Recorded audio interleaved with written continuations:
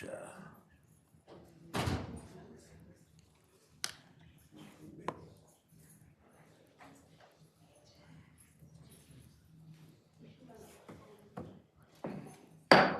We'll call the meeting to order. Please rise with me for invocation and flag salute. Moment of silence. Invocation.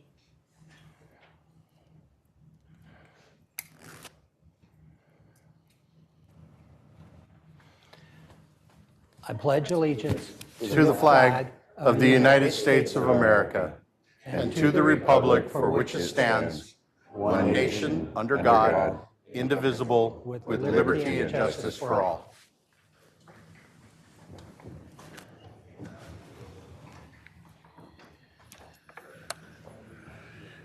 We want to thank everybody for being here tonight. At this time, do we have any public input?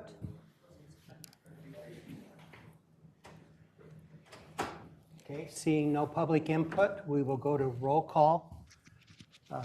Councilmember Garza is out tonight, and he's already notified me. Everyone else is present. Make the motion to excuse Angel Garza. Second. We got a first and second. All in favor? Aye. Any opposed? So carries. I need an approval for the agenda. Motion to approve tonight's agenda. Second. Got a first and second. Is there any discussion on it? Okay, all in favor? Aye. Any opposed? So carries. Okay, we will go on to current business right now. Or let's go to the consent agenda. Do I have a motion for the consent agenda? I'll make the motion to accept the consent agenda as written. Second. Got a first and second. All in favor? Aye. Aye. Any opposed? So carries. Okay, now we will go on to current business. I have a proclamation I would like to read. Have we got any members from Donna Reichert? Okay, Treva.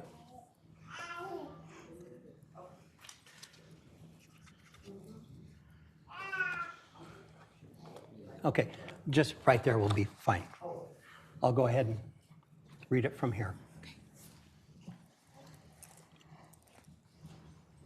Honoring the life and legacy of Donna Reichert. Whereas Donna Renee Reichert DeGasperi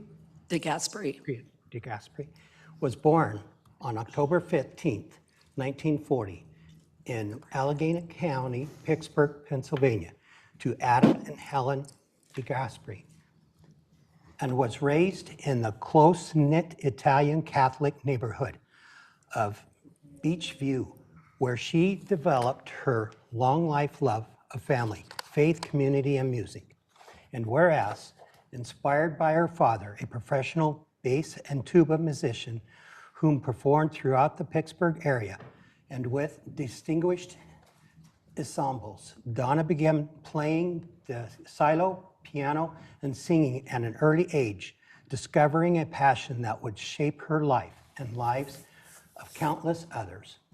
And whereas, after graduating from South Hills High School in 1958, where she excelled academically, participated in intermediate sports, and was a member of the National Honor Society, Donna attended Duquesne University on a full music scholarship, earning her Bachelor of Science in Music Education in 1962 and her Master of Music Education in 1964, and recognized for her academic excellence and musical talent. And whereas, through encouraged to pursue a professional performance career, Donna steadfastly followed her calling to become an elementary music teacher, dedicating her gifts to nurturing young minds and inspiring children through music.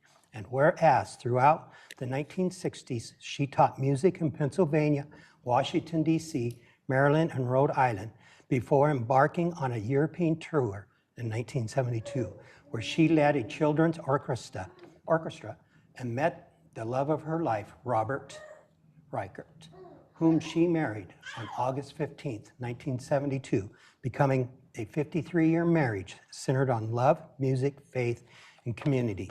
Whereas Donna and Bob made their home in Othello, Washington in 1978, where they raised their 3 children, Renee, Treva, and Robert Jr., and become pillars of the community through their shared commitment to music, theater, education, and entrepreneurship.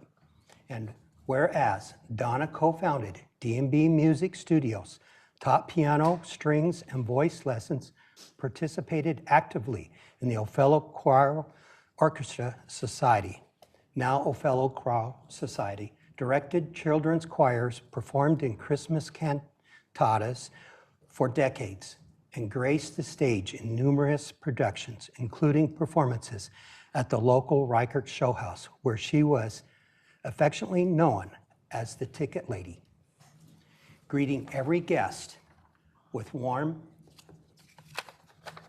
and conversation. She co-owned Reichert Show House Theater for 32 years, from 1992 to 2025. And whereas in 1984, Donna began teaching elementary music in the North Franklin School District, serving students in Connell and Basin City for over 30 years and shaping generations of young musicians.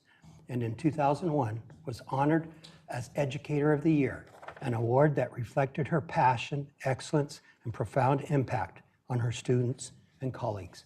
And whereas Donna continued to serve her community beyond retirement through substitute teaching, mentoring young performers, directing children's choirs, and remaining actively involved in all local arts and faith communities. And whereas Donna's life was defined not only by her musical talent and professional accomplishments, but by her vibrant personality, funny, festive, endlessly kind, bold, and outgoing, never meeting a stranger and leaving every person and place brighter than she found them. And whereas Donna passed away peacefully at her home in Othello on January 31st, 2026, surrounded by her loving husband and children, leaving behind a legacy carried on by her husband, Bob, her children, Renee, Garrett, Bagley, Trevi Reichert, and Robert Reichert Jr., her beloved granddaughter, Paige, Eddie Peterson, Lucas, Lena Vetter, whom she embraced as family, her extended family, and countless friends, students, and community members whose lives she touched. Now, therefore, the mayor and the city council of the city of Othello, Washington, do hereby honor and celebrate the life of Donna Renee Reichert and recognize her extraordinary contributions to the culture, educational, and spiritual fabric of our community. Be it further proclaimed that the city of Othello expresses its deepest gratitude for Donna's decades of service, her unwavering dedication to children and the arts, and the joy of the connection she brought to our city.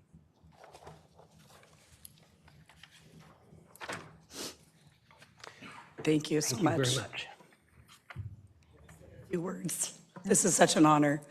I probably should have put in there that the Walmart visits, the people usually like to see her at Walmart. That's where she loved to socialize. But yeah, she's going to be greatly missed. So thank you for this wonderful honor. There you go.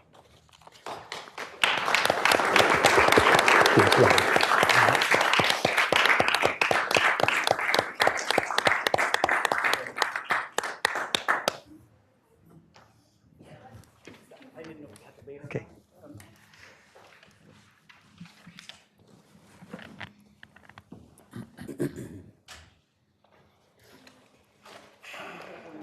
Okay. Here, I don't want to have this in my hand, but I'm just going to do. Let's come back here to that. Okay, do I just hold? Yes. Okay.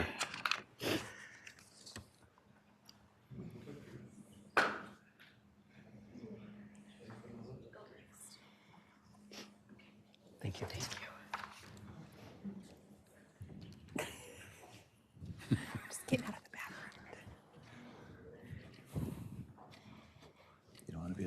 bummer.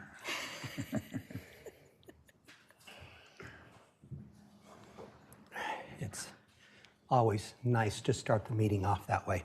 Absolutely. Next order of business, swearing of Brent McFarland as the Assistant Police Chief.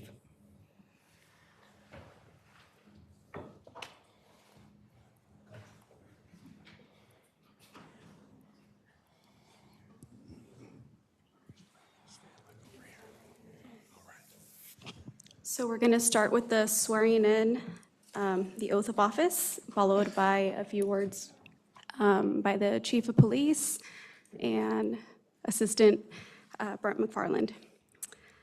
Brent, will you please raise your right hand with me and repeat after me? I do solemnly swear I do solemnly swear that I will support the Constitution of the United States that I will support the Constitution of the United States and the Constitution and laws of the State of Washington and the Constitution and the laws of the State of Washington and the Charter and ordinances of the City of Othello, Washington, and the Charter and ordinances of the City of Othello, Washington, and abide by the Law Enforcement Code of Ethics and abide by the Law Enforcement Code of Ethics as adopted by the Othello Police Department, as adopted by the Othello Police Department, that I will faithfully and honestly and impartially that I will faithfully, honestly, and impartially perform and discharge the duties perform and discharge the duties of the Assistant Chief of Police of the Assistant Chief of Police during my continuance as such, so help me God. by my continuance of such, so help me God. Congratulations. Thank you.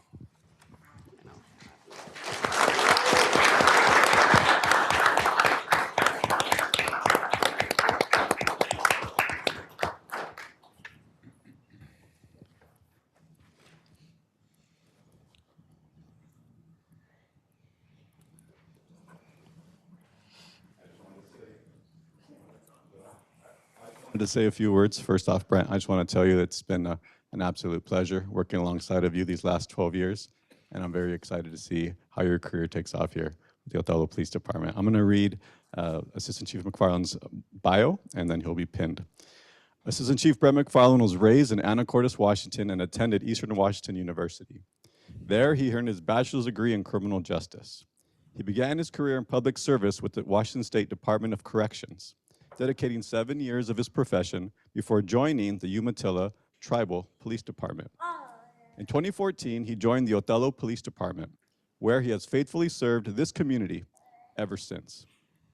In 2016, he became our department's EVOC instructor and field training officer. And in 2019, he expanded his role as an EVOC instructor, becoming an EVOC instructor at the Basic Law Enforcement Academy. In 2016, he was promoted to the rank of sergeant, and over the next several years, his leadership, dedication and mentorship, and commitment to developing the next generation of officers was widely recognized. So much so, as a patrol sergeant, he was recognized as Supervisor of the Year for 5 consecutive years in a row: 2017, 18, 19, 20, and 21. From 2018 to 2024, he served as his department's Field Training Officer Coordinator, guiding and shaping the training of new officers entering this profession. In 2021, Brent was assigned to the position of Detective Sergeant, where for the past 5 years has overseen all major crimes and investigations of this department. That same year, he was appointed to the Central Basin Investigation Team, strengthening cooperation and investigative partnerships throughout our region.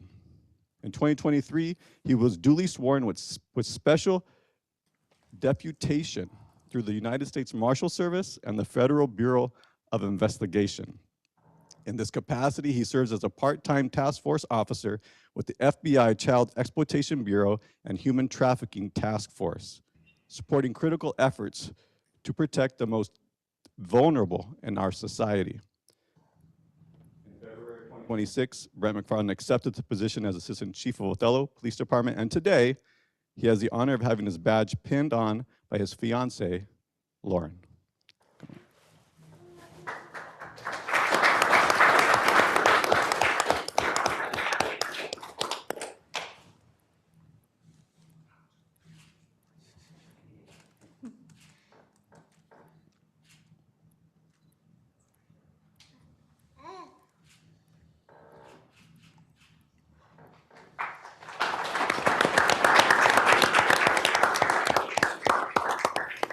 Say something, Chief?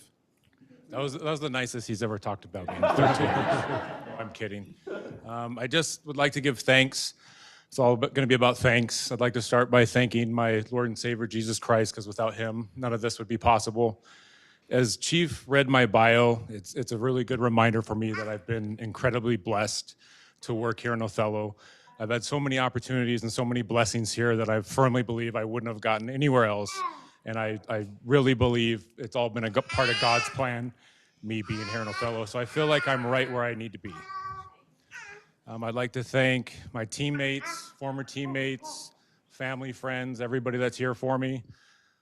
Last but not least, my beautiful fiance. Your unwavering support and encouragement's been very valuable to me this transition I'm making to my new role. Sincere thanks to the mayor, council, everybody, Spencer, Tanya, everybody that's here. I want to acknowledge something that I think is important. I have an understanding that it's not easy being a friend or a family member of a law enforcement officer based on what we deal with every day. And so it takes a lot of patience, understanding, and courage to have that role. So I commend everybody that's a family or a friend. And I'm deeply just blessed that you guys have been a part of my journey this whole way. I know that all of my successes up until this point are mostly because of the people that have been by my side. So thank you, everybody. Thank you very much. I'm ready to go to work. God bless. Thanks.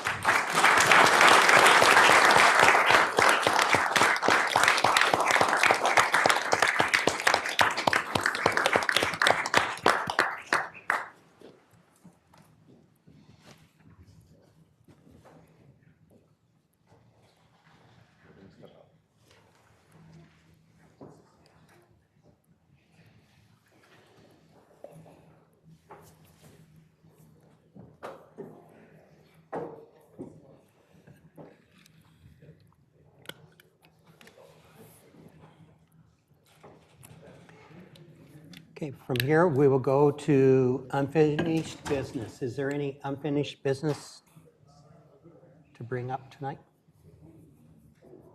Okay, we will go on to new business. Can we get a fire update from the fire company? So last week, myself, the mayor, city administrator, Councilman Snyder, and Councilman Garza met with Fire District 5 chief and one of their council members. And I can say it was productive, about 2.5 hours of taking out the emotion and figuring out what's important now, what's important for the future. And that's sort of how we came to some, not agreements, but to some understandings that we're better together than apart for both the city and the county, the unincorporated areas of Adams County, and everyone that comes in between. And with that, there's some things that we were concerned with, that how do we get from the past to the future and come together? And annexation, although that was something not really wanting to move forward in the past, is something that is the best option for all parties involved. So with the mayor, we're looking at entertaining that idea moving forward with some more legal discussions and whatnot. The city needs a voice in that process, needs a voice on their board. And they understand that moving forward, if we go through the annexation process, the city needs to have voices on that board to help steer the direction and growth of that new generation fire department.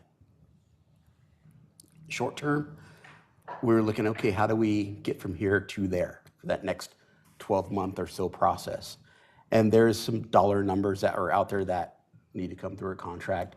There's gonna be some short-term expense, but we've all discussed that here, either in council or in private or with other professionals. The district agreed to continue providing us with the service they've been providing with us, either for fire suppression and infrastructure management, which would include the building and our equipment, which has not been used. meeting with their expert, I got a better understanding of the annexation process. And it's not a quick fix. But to get from here to there, there's some things that have to occur. The city would need to generate a resolution saying that we are willing to entertain annexation. That sort of, there's like 3 or 4 different processes that has to happen. On the city side, it's the annexation. The fire department side, that I understand, have to accept that resolution, basically because we're going to partner with you to make that happen.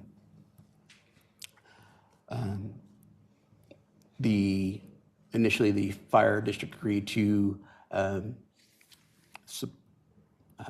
fund a specialist to help educate not only their members, our city, the council, or public in regards to what is annexation, what are the real costs, what are the benefits, and what are the detractors for annexation. And there's more positives than negatives as I have a better understanding of it. And that would need to go vote for the public April 2027, with annexation occurring soonest August 1st of 27. These are not hard numbers. That will come later on when we define those. And a new annexed fire district starting around January 1st of 2028. The fire district is drafting a short-term contract with their legal team to present to the city so that we can deliberate and determine with the city administrator and the mayor if we're going to adopt that short-term contract extension. But I can say that 2.5 hours was a benefit to understanding what was important, what was not important, open and clear lines of communication. The fire district came to understand they needed to communicate better with us about what they have to offer now and what they plan on offering in the future. And I think we sort of missed that boat the last 24 months or so, which probably would have changed some decisions had they been able, or we and them, communicated better as to what services they can provide, and what are our joint futures. So. That January 1st, 2028 date, would it be fair to say that's probably the most optimistic timeline? Yes. Okay. Because that seems pretty short based on the conversations that I've been a part of. Looking at annexation, they were looking at a couple of years, and so January of 2028 seems...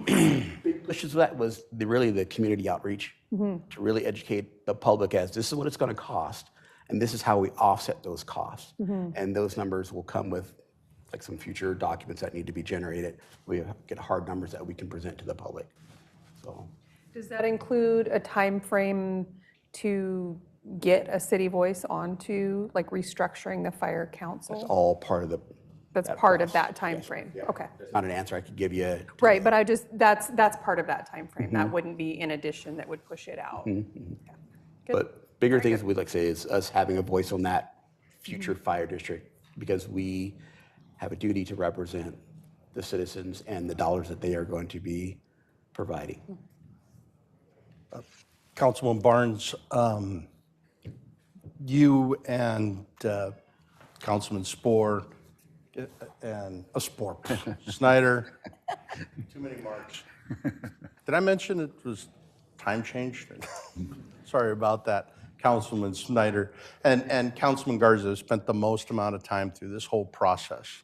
And you guys have evolved your opinion on where we should be. Is that correct? I am smarter now than I was 12 to 14 months ago about the process.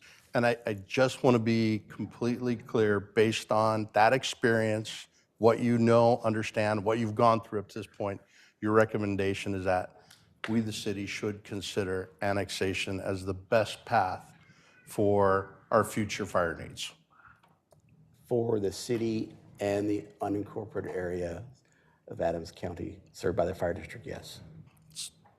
I was like making sure we take care of all, so that sounds good enough to me. One thing it does also is, instead of having the two departments, since they'll be combined, you'll have more full-time firefighters than you would if they were separate. So that's a big plus right there. Oh, yeah. I think that also jives with what the expert came and talked with us at our last meeting too, saying that ultimately we would be stronger if we were working together. So it's a matter of how we put those pieces together. So I appreciate you guys putting in that time and that work with the fire commission. That's I appreciated. really think it came down to both sides stripping the emotions away and how do we best serve the community and best use the available tax dollars. And once that was done, it became fairly clear the path that needed to be driven.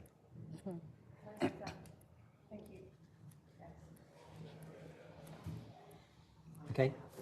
So my next question is to Mayor Johnson. We have been invited to go to attend the meeting tomorrow night. What do we do with that? It's an open meeting. You're still welcome to go.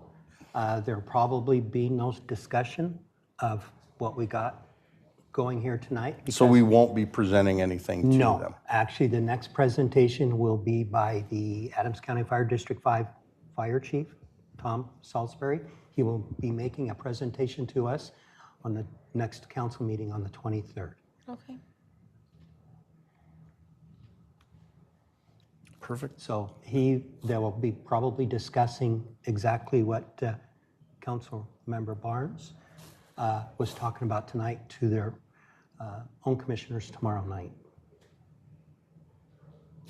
Will they need any additional support from us to be there? It would be nice that if our council members that represent the fire district, our fire council are there. But that's, I know they got schedules too. So I do have that calendared for tomorrow because I believe Councilmember Garza is away. yes. Question. Reverting back to the short term, the original contract was modified late last year because of the city doing inspections, and so these fire trucks, city fire trucks, were basically turned over to the city. So in the short term, I'm wondering if we're going back to the original contract where Adams County becomes responsible for those fire trucks and they get back in service. I can't speak for the final contract because it has been generated, presented to the council. But the conversations we had at the last week's meeting was that the fire district would begin operating, using, and maintaining the equipment in the building. Perfect. All right. Thank you. Any further questions on that? Okay. Thank you for all the hard work on that.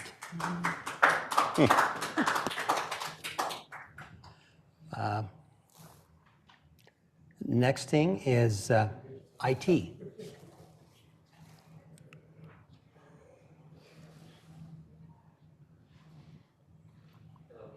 Hello, Council. I just wanted to do a quick reminder of some of the tools we have. One of the tools that we have is Know Before. A lot of you have seen these emails, but I just wanted to go over exactly what Know Before is.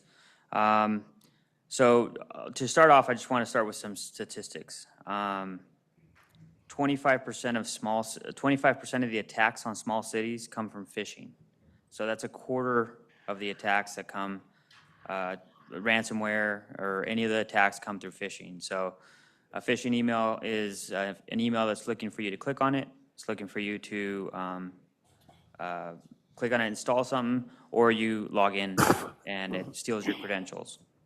So our goal is to stay away from those, right?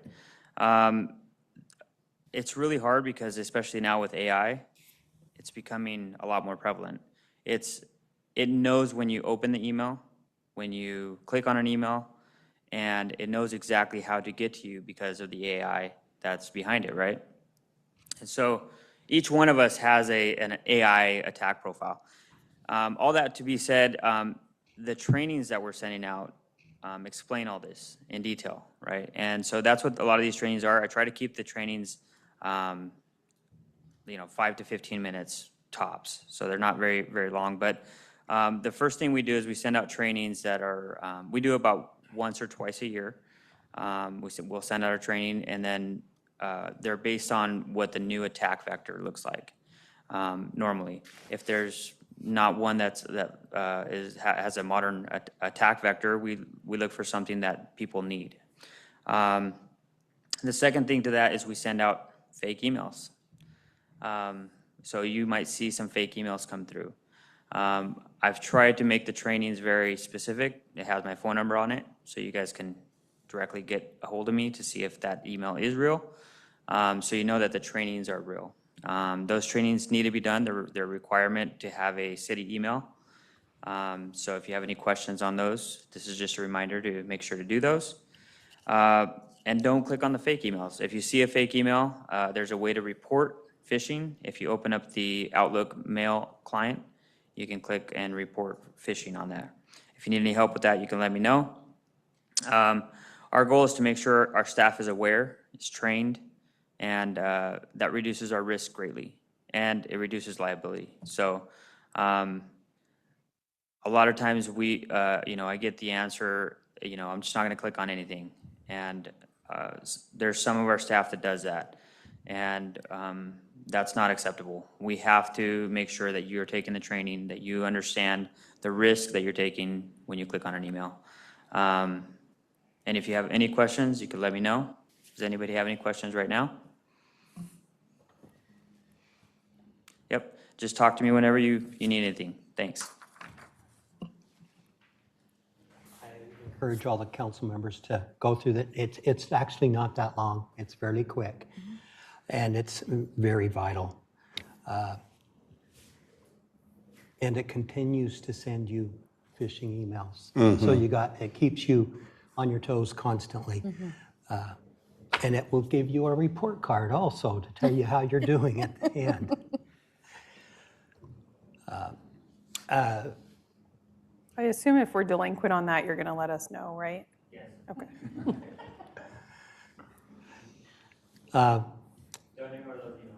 Yeah. He'll come find you.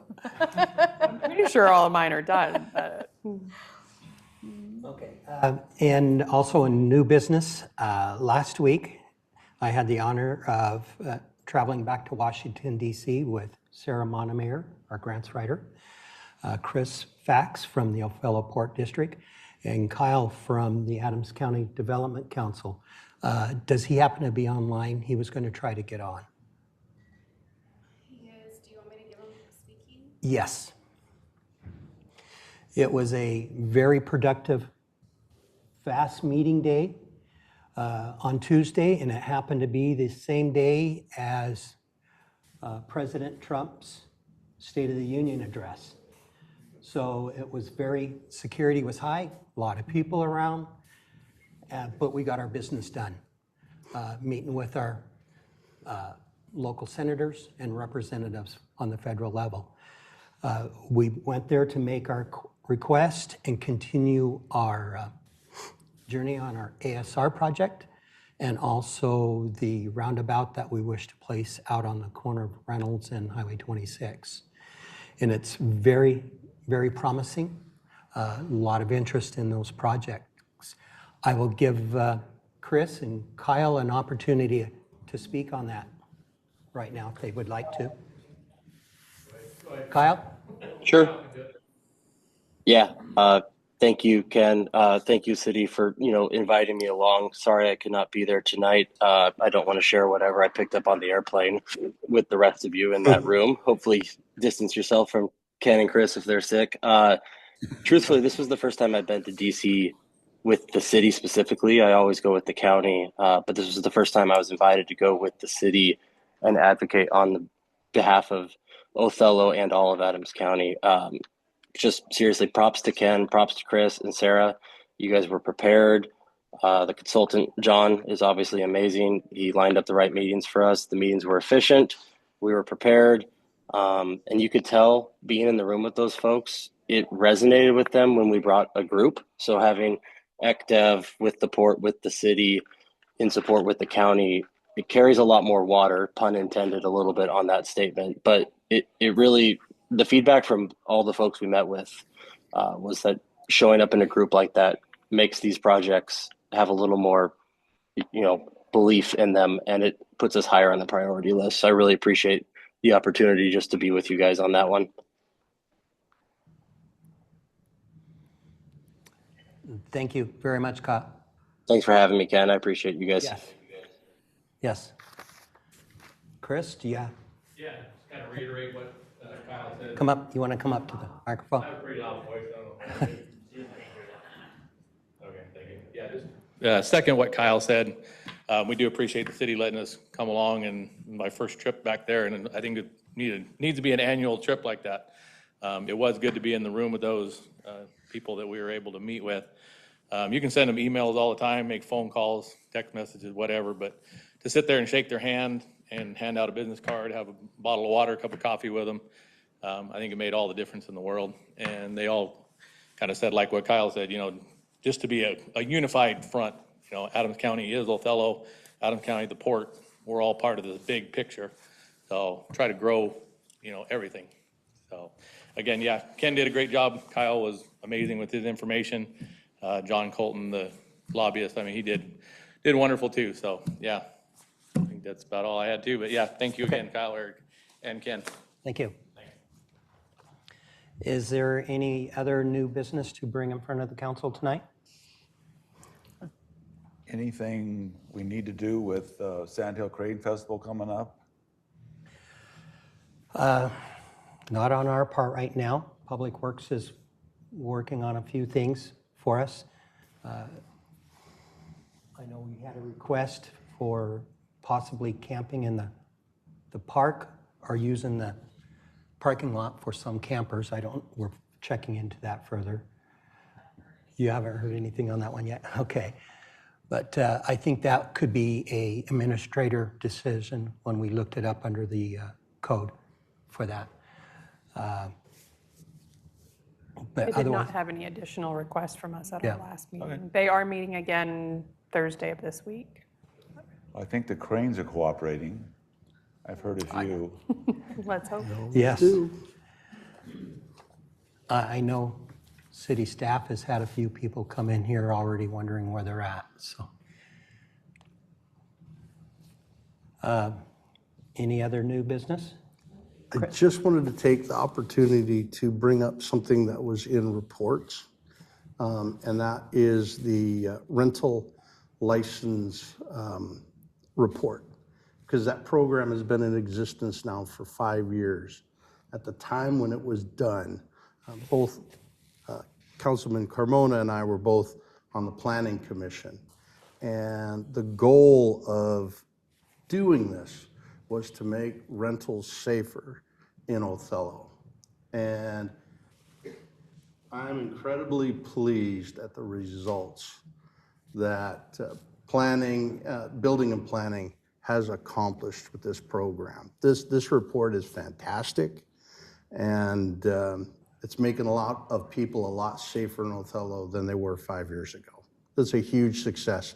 I'm not sure we're coming out very far ahead on this program, but I think what we're doing for the community deserves that recognition. It had a lot of vision, it was a good plan, and kudos to the council that did that at the time. Okay, and also with that report will be the building and planning report and public works and engineering report. With no further business to do, this meeting's adjourned.